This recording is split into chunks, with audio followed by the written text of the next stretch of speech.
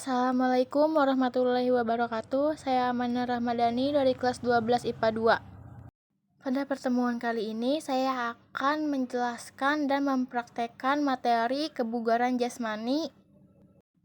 A. Hakikat kebugaran jasmani. Kebugaran jasmani merupakan kemampuan yang dimiliki oleh seseorang untuk melakukan suatu pekerjaan yang cukup berat dan cukup lama tanpa mengalami kelelahan yang berarti. Derajat kebugaran jasmani seseorang sangat menentukan kemampuan fisiknya dalam melaksanakan tugas sehari-hari. Semakin tinggi derajat kesegaran jasmani seseorang, semakin tinggi pula kemampuan kinerja fisiknya. Adapun komponen fisik yang harus dipelihara dan ditingkatkan dalam program latihan kerja pada umumnya sebagai berikut. 1. Daya tahan umum general endurance. Daya tahan optimal stamina. 3. Kekuatan strength. 4. Kecepatan speed. 5. Kelincahan agility. 6. Koordinasi coordination.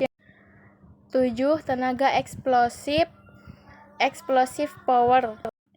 8. Kelentukan flexibility. 9. Keseimbangan balance. 10. Ketepatan accuracy. B. Kebugaran latihan jasmani. 1. Latihan kekuatan. Latihan kekuatan pada umumnya dilakukan dengan pemberian beban, baik beban internal atau tubuh sendiri maupun beban eksternal atau peralatan fitness. Adapun hal-hal yang menunjang keselamatan saat melakukan program latihan antara lain sebagai berikut. A. Pakailah pakaian yang sesuai dan nyaman untuk berolahraga, misalnya kaos dan training. Selain itu, pakaian harus elastik, tidak menghambat gerakan, serta dapat menyerap keringat. B. Gunakan sepatu yang dilengkapi kaos kaki. C. Istirahatlah dalam setiap seri. D. Hindari penggunaan beban yang terlalu berat, terutama pada pemula. Oleh karena itu, untuk mendapatkan hasil yang optimal harus memerhatikan beberapa hal berikut, antara lain sebagai berikut. B. Melakukan pemanasan yang cukup pada otot-otot yang akan dilatih atau warming up sebelum memulai latihan. C. Prinsip latihan peningkatan beban secara sistematis dan terencana, overload system. D. Pergunaan beban sesuai kemampuan.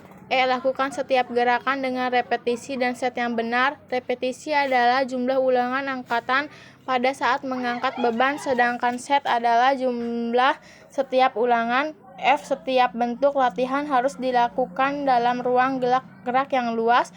G. Harus mendapat pengawasan dan bantuan dari instruktur yang berpengalaman. H. Lakukan pendinginan atau cooling down setelah berlatih. 2.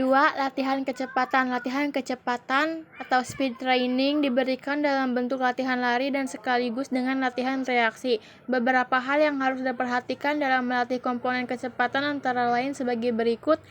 E. Lakukan pada awal dari suatu unit latihan pada saat otot-otot masih kuat. F. Intensitas latihan pada tingkat submaksimal atau maksimal.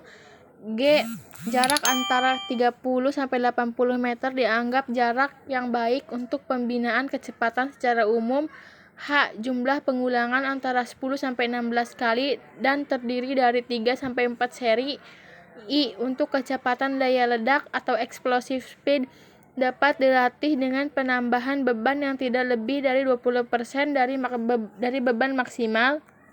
J. Waktu istirahat pengulangan 1-3 menit, waktu istirahat antar seri sampai 6 menit.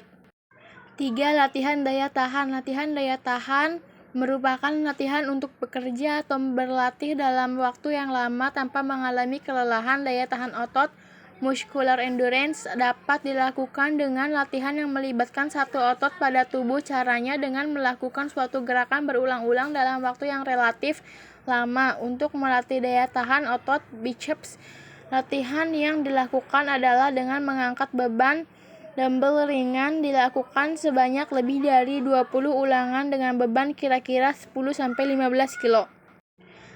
4.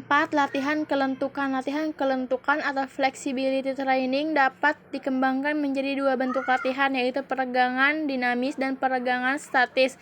A. Peregangan dinamis. Peregangan dinamis dilakukan dengan menggerakkan anggota tubuh secara berirama atau dengan gerakan memantul-mantulkannya atau bouncing. B. Peregangan statis. Peregangan statis dilakukan dengan meregangkan tubuh atau anggota tubuh dan mempertahankan sikap tersebut tanpa bergerak statis untuk beberapa saat.